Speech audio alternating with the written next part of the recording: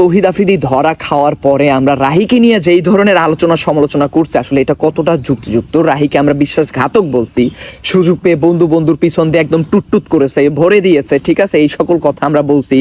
তারপর কি হাড্ডি কখনো গোস্ত হয় না, নোয়াখালীরা কখনো দোস্ত হয় না, নানান রকম আমরা কথা বলছি। আসলে আমরা কি এই কথাগুলো আমাদের বিবেক খাটায় বলতেছি, চিন্তা করে বলতেছি?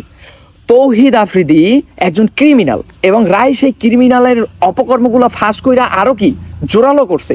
আমরা এটা পক্ষে না যে আমরা বিপক্ষে যাইতেছি, আমরা বরঞ্চ রাহিকে আরো হেও করতেছি, ছোট করতেছি। তুমি এটা কেন করলা? তুমি একজন ক্রিমিনালের পক্ষে থাকবে এইটা। এখন আপনারা বলবেন যে রাহি কেন এতদিন ফাঁস করে নাই?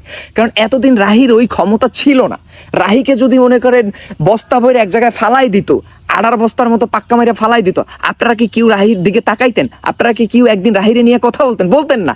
আপনারা রাহিকে সমর্থন না করে উল্টা রাহিকে ডিমোটিফাই করতেছেন, যাতে রাহি একজন ক্রিমিনালের অপরাধকে ধামাচাপা দিয়ে রাখে। আপনারা সেইটা বলতেছেন। ধরেন এই আফ্রিদি যদি আবার কখনো কোনো কারণে ক্ষমতার কাছাকাছি আসতে পারে, যে যারা ভিডিও বানাইছে আফ্রিদির এগেইনস্টে বা এই যে রাহি, এদের যে কি হাল হাকিকত করবে আপনারা চিন্তাও করতে পারেন না।